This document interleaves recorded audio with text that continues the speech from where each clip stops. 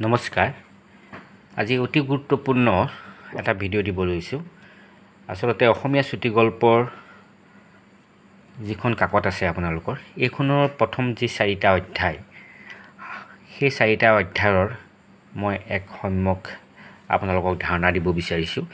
এই ভিডিঅ'টোৰ জৰিয়তে আপোনালোকে এই 4টা অধ্যায়ৰ যিকোনো প্ৰশ্নই নাহক কিয় আপোনালোকে কৰিব পাৰিব।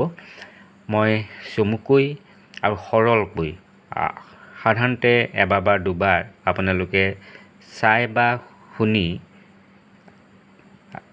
আচলতে এই 4টা অধ্যায়ৰ ওপৰত আপোনালোকে ধাৰণা ল'ব পাৰিব আৰু যি ধৰণৰ প্ৰশ্ন নাহক কিয় এই 4টা অধ্যায়ৰ পৰা আপোনালোকে কৰিব পাৰিব। চাব যে সাধাৰণতে দেখা পোৱা গৈছে যে যোৱাত যি 3টা ছেমিষ্টাৰ হৈ গ'ল আপোনালোকৰ, সেই 3টা ছেমিষ্টাৰত কিন্তু প্ৰথম অধ্যায়কেইটাৰ পৰা যথেষ্ট সংখ্যক প্ৰশ্ন আহে বা এই গল্প কাকতখনৰ অসমীয়া চুটি গল্প কাকতখনৰ পূৰ্বৰ প্ৰশ্ন কাকতত দেখা গৈছে যে এই 4টা অধ্যায়ৰ পৰা কেইবাটাও প্ৰশ্ন আহে। আপোনালোকে কম সময়ৰ ভিতৰতে কেনেধৰণে আচলতে এই 4টা অধ্যায়ৰ মূল কথাসমূহ মনত ৰাখিব পাৰিব, মই এটা আচলতে স্কেটছ বনাইছোঁ। সেই স্কেটছটো আপোনালোকে যদি মনত ৰাখে তেনেহ'লে আপোনালোকৰ সুবিধা হ'ব। চাব, অসমীয়া চুটি গল্পৰ ধাৰা বা বৈশিষ্ট্য। এই যে আপোনালোকৰ অধ্যায় 1ত আছে জোনাকী যুগৰ চুটি গল্পৰ ধাৰা, অধ্যায় 2ত আছে আবাহন যুগৰ চুটি গল্পৰ ধাৰা, বা অধ্যায় 3ত আছে ৰামধেনু যুগৰ চুটি গল্পৰ ধাৰা, আৰু অধ্যায় 4ত আছে উত্তৰ ৰামধেনু যুগৰ চুটি গল্পৰ ধাৰা। চাব, আমি যদি এই ধাৰাকেইটা কথা মনত ৰাখোঁ তেনেহ'লে আমি অসমীয়া চুটি গল্পৰ এই সময়ছোৱাৰ জোনাকী যুগই হওক বা আবাহন যুগই হওক বা ৰামধেনু যুগই হওক বা উত্তৰ ৰামধেনু যুগই হওক, সেই চুটি গল্পৰ বৈশিষ্ট্যসমূহনো কি বা ধাৰাসমূহনো কি বা পটভূমিৰ ওপৰতো আমি কিছু সংখ্যক কথা জানিব পাৰিম বা যিকোনো ধৰণৰ প্ৰশ্ন আহিলে সেই সময়ৰ সমসাময়িক আবাহন যুগই হওক বা জোনাকী যুগই হওক বা ৰামধেনু যুগই হওক বা উত্তৰ ৰামধেনু যুগৰ গল্পকাৰৰ গল্পতনো কেনেধৰণৰ বৈশিষ্ট্য ফুটি উঠিছে তাৰ ওপৰতো ক'লে আমি এইখিনি লিখিলেই হ'ব। চাব, আমি দেখা পাওঁ যে জোনাকী যুগৰ চুটি গল্পৰ ধাৰাসমূহ সাধাৰণতে 2টা ভাগত ভগোৱা হৈছে, যে লক্ষ্মীনাথ বেজবৰুৱাৰ গল্প আৰু কি হৈছে শৰৎচন্দ্ৰ গোস্বামী আৰু অন্যান্য চুটি গল্পকাৰসকলৰ গল্প। সাধাৰণতে জোনাকী যুগৰ যিসমূহ গল্প ৰচনা হৈছিলে, জ্যোতিপ্ৰসাদ লক্ষ্মীনাথ বেজবৰুৱাকে ধৰি শৰৎচন্দ্ৰ গোস্বামী বা অন্যসকলৰ সেই গল্পসমূহত সাধাৰণতে যিহেতু এইটো প্ৰথম স্তৰৰ অসমীয়া গল্প আছিলে, অসমীয়া গল্প সাহিত্যৰ সেই সময়ত জন্মহে হৈছিলে কি হৈছে লক্ষ্মীনাথ বেজবৰুৱাৰ হাতত। সেইকাৰণে সেই সময়ৰ গল্পত যি ধৰণৰ গল্পৰ সাধাৰণতে বৈচিত্ৰ্য থাকিব লাগে বা আংগিক থাকিব লাগে বা যি ৰূপ বৈচিত্ৰ্য থাকিব লাগে, সেইখিনি আচলতে পৰিলক্ষিত হোৱা নাছিলে।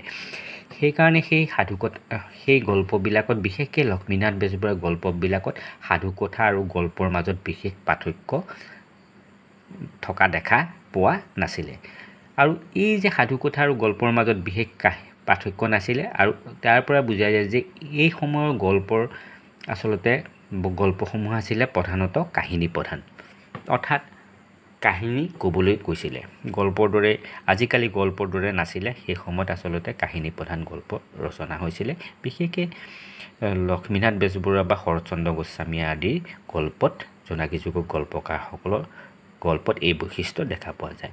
দ্বিতীয়তে দেখা পোৱা গৈছিলে যে জোনাকী যুগৰ চুটি গল্পত যি ধাৰা আছিলে সমাজ সংস্কাৰৰ প্ৰয়াস আছিলে, যে গল্পৰ মাজেৰে সমাজখনক কেনেকৈ সংস্কাৰ কৰিব পৰা যায়। কাৰণ সেই সময়ৰ সমাজখন আছিলে অন্ধবিশ্বাসৰ গৰাহত, বিভিন্ন ধৰণৰ ডাইনী বিশ্বাস বা অন্ধবিশ্বাস আছিলে বা সমাজত উচ্চ আৰু নিম্ন শ্ৰেণীৰ বৰ্গৰ মাজত ব্যৱধান আছিলে। সেই সমাজখনক সংস্কাৰ কৰাৰ প্ৰয়াস কৰিছিলে গল্পৰ মাজেদি জোনাকী যুগৰ গল্পকাৰসকলে।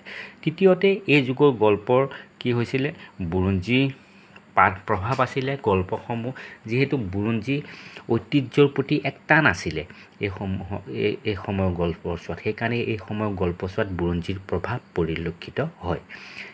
চতুৰ্থতে এই সময়ৰ গল্পসমূহত মানৱীয় প্ৰমূল্যবোধ আৰু মনুষ্যত্বৰ সন্ধান কৰা হৈছিলে, মানৱতাৰ জয়গান গোৱা হৈছিলে, আচলতে মানৱতাক আগস্থান দিয়া হৈছিলে।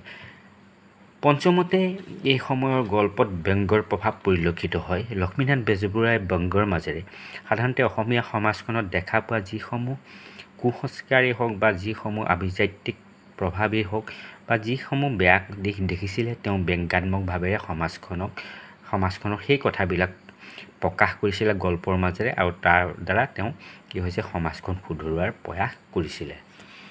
দ্বিতীয়তে আমি যদি চাওঁ আবাহন যুগৰ গল্পত চুটি গল্পধাৰাত চাওক ইয়াত উদাৰনৈতিক মানৱতাবাদী দৃষ্টিভংগী দেখা পোৱা যায়। ইয়াতো আছিলে জোনাকী যুগত আছিলে মানৱীয় প্ৰমূল্যবোধ আৰু মনুষ্যত্ব সন্ধাত ঠিক একেধৰণৰ উদাৰনৈতিক মানৱতাবাদী দৃষ্টিভংগী। আচলতে মানুহকে উদাৰনৈতিক মানে কি হৈছে নৈতিকতাৰ ক্ষেত্ৰত উদাৰ দেখা গৈছিলে মানৱতাবাদী দৃষ্টিভংগীৰ ফালৰ পৰা। আৰু ইয়াতো কি হৈছে যেনেকৈ জোনাকী যুগত সমাজ সংস্কাৰৰ প্ৰয়াস আছিলে, ইয়াত আছিলে সমাজ চেতনা আৰু সামাজিক দায়বদ্ধতা। ঠিক একেধৰণৰ কথা সমাজৰ প্ৰতি আচলতে দায়বদ্ধতা প্ৰকাশ কৰা হৈছিলে এই সময়ৰ গল্পত আৰু সমাজৰ প্ৰতি আচলতে সমাজৰ যিখিনি আছিলে সেইখিনি সকলোখিনি দিশ তুলি ধৰি সমাজ চেতনাৰ পৰিচয় দাঙি ধৰিছিলে গল্পসমূহতে। আচলতে সমাজৰ ওপৰত বিশেষ পটভূমি কৰি গল্পসমূহ ৰচনা কৰা হৈছিলে। দ্বিতীয়তে সেই সময়ত নাৰী মুক্তি তথা নাৰীৰ সামাজিক অৱস্থা সম্পৰ্কে সচেতনতা। যিহেতু যেতিয়া আবাহন যুগ হৈছিলে আচলতে স্বাধীনতাৰ আগতে কি হৈছিলে আবাহন কাকত আলোচনী প্ৰকাশ হৈছিলে।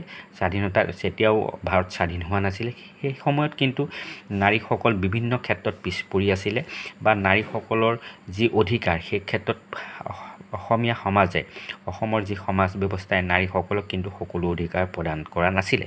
সেইকাৰণে নাৰীসকলৰ অধিকাৰ তথা নাৰী মুক্তি আৰু নাৰীৰ যি সামাজিক অৱস্থা সম্পৰ্কে কি হৈছিলে গল্পসমূহত তুলি ধৰিছিলে। সামাজিক অসমতা আৰু কুসংস্কাৰৰ প্ৰতি দৃষ্টিভংগী ঠিক একেই আছিলে জোনাকী যুগৰ সৈতে অলপ।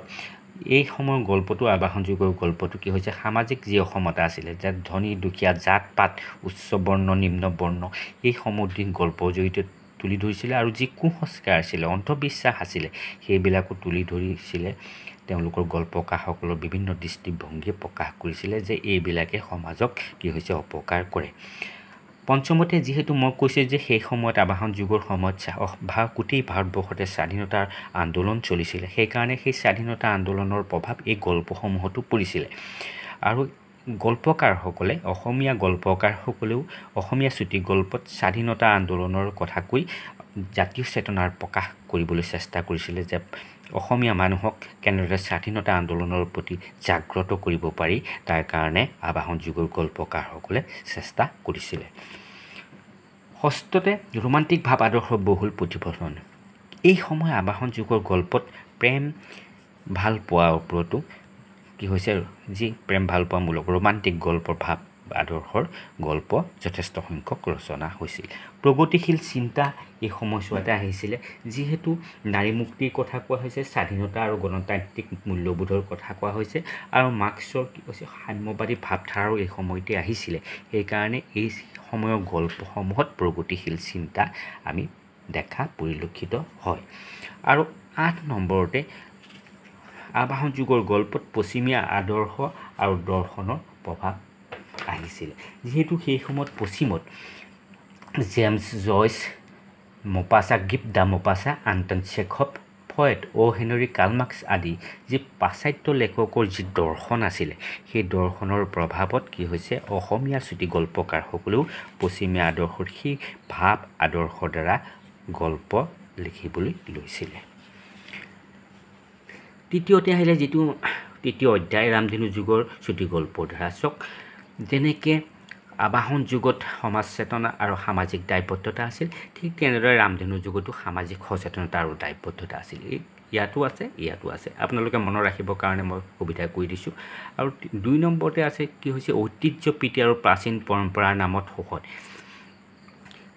ঠিক জোনাকী যুগত যেনেকৈ বুৰঞ্জীৰ প্ৰভাৱ আছিলে কিন্তু এই সময়ত আবাহন ৰামধেনু যুগত অলপ পৰিৱৰ্তন হ'ল।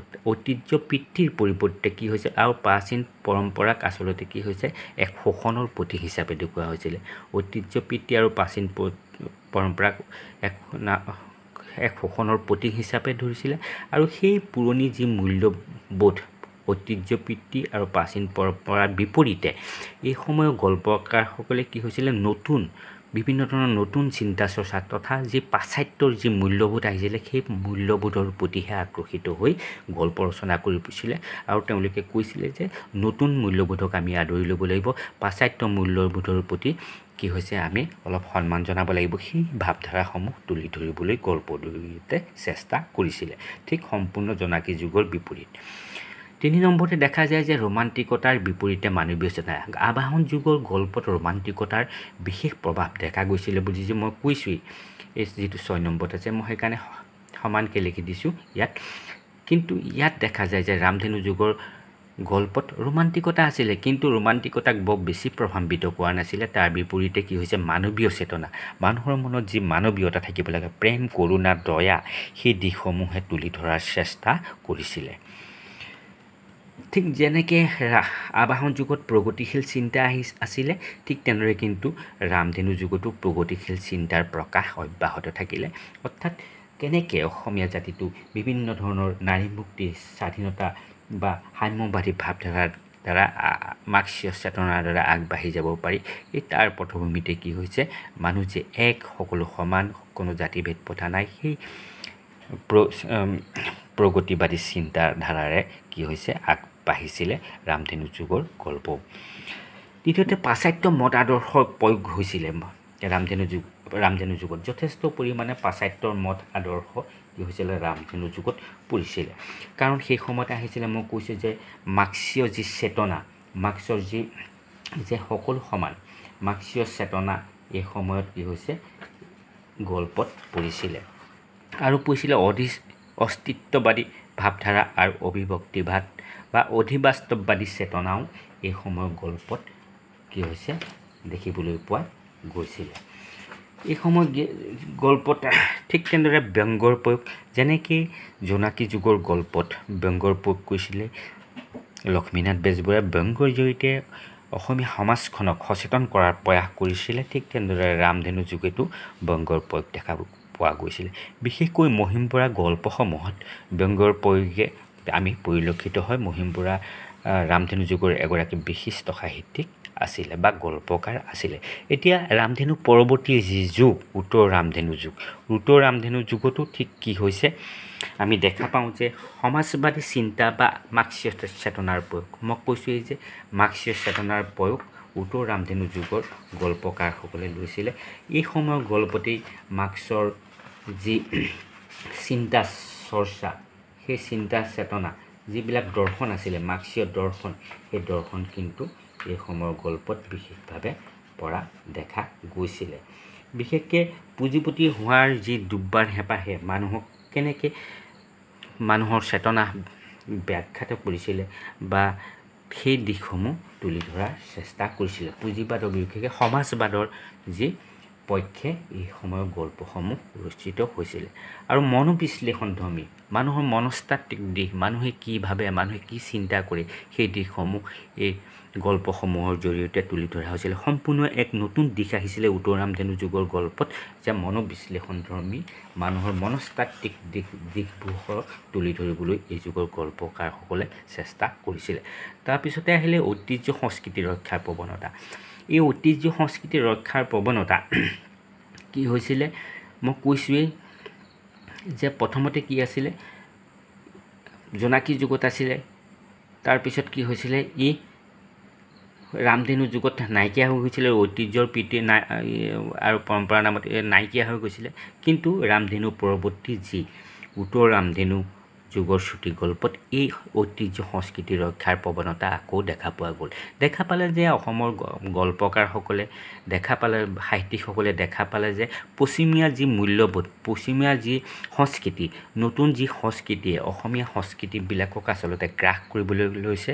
বা অসমীয়া যি অসমীয়াত্ব অস্তিত্ব তাৰ প্ৰতি ভাবুকি আহিছে তাৰ ফলত কি হৈছে উত্তৰ ৰামধেনু যুগৰ গল্পকাৰসকলে ক'লে যে নহয় আমি আমাৰ অস্তিত্ব আচলতে ৰক্ষা কৰিব লাগিব আমি আমাৰ ঐতিহ্য সংস্কৃতি আমি ৰক্ষা কৰিব লাগিব আৰু সেই ধাৰাৰ সেই তাৰ পটভূমিত গল্প লিখিবলৈ ল'লে আৰু ঐতিহ্য সংস্কৃতি ৰক্ষাৰ প্ৰৱণতা ধাৰাৰ গল্প উত্তৰ ৰামধেনু যুগত ৰচিত হ'ল আৰু লগতে আহিলে এটা নতুন ধৰ্মী যে উত্তৰ ৰামধেনু যুগত এপচাত দৰ্শনৰ প্ৰয়োগ এপচাত দৰ্শন ইতিমধ্যে মই আগৰ কৈছোঁৱেই যে আলবেৰ্ট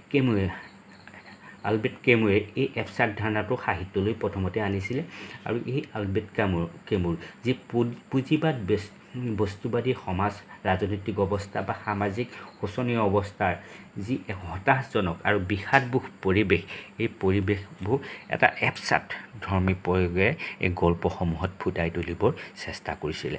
আপোনালোকে চাব কিছুমান দিশ প্ৰতিটো কি হৈছে যুগতে দেখা যায়, কিন্তু কিছু সংখ্যক দিশ দেখা নাযায়। সেইকাৰণে মই কৈছোঁ এই আপোনালোকে যদি এই তালিকাটো আচলতে চকুৰ সন্মুখলৈ যদি আনে, আপোনালোকে মনত ৰাখিব এই তালিকাটোৱে আপোনালোকক যথেষ্ট পৰিমাণে সহায় কৰিব। পৰীক্ষাৰ সময়তো আপোনালোকে এই যদি ছবিখন মনলৈ আনে, তেনেহ'লে আপোনালোকে যথেষ্টখিনি উত্তৰ কৰিব পাৰিব। মই কৈছোঁ যে এই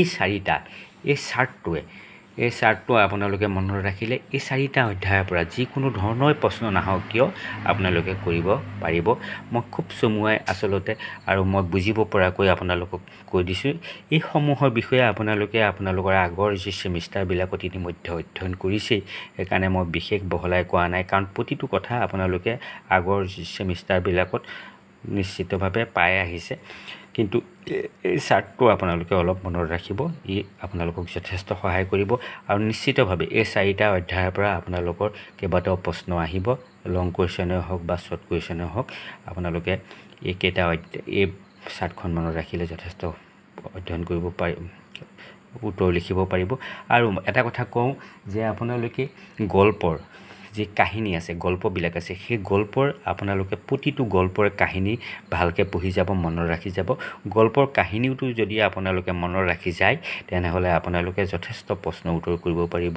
যিয়ে প্ৰশ্ন নাহক কিয় গল্পৰ কাহিনীটো পঢ়িলে বা জানিলে, তাৰ আলমত আপোনালোকৰ চিন্তা ধাৰাৰে আপোনালোকে যিকোনো কথা বিশ্লেষণ কৰি পৰ্যবেক্ষণ কৰি আপোনালোকে লিখিব পাৰিব, আৰু লিখিলেই আপোনালোকে নিশ্চিতভাৱে নম্বৰ লাভ কৰিব। ভিডিঅ'টো কেনেকুৱা হৈছে লাইক কমেণ্ট কৰি জনাব, আৰু এই চেনেলৰ সকলো গুৰুত্বপূৰ্ণ প্ৰশ্ন উত্তৰৰ বাবে এই চেনেলৰ গোল্ডেন মেম্বাৰশ্বিপ লৈ ল'ব। আজিলৈ আহোঁ, ধন্যবাদ।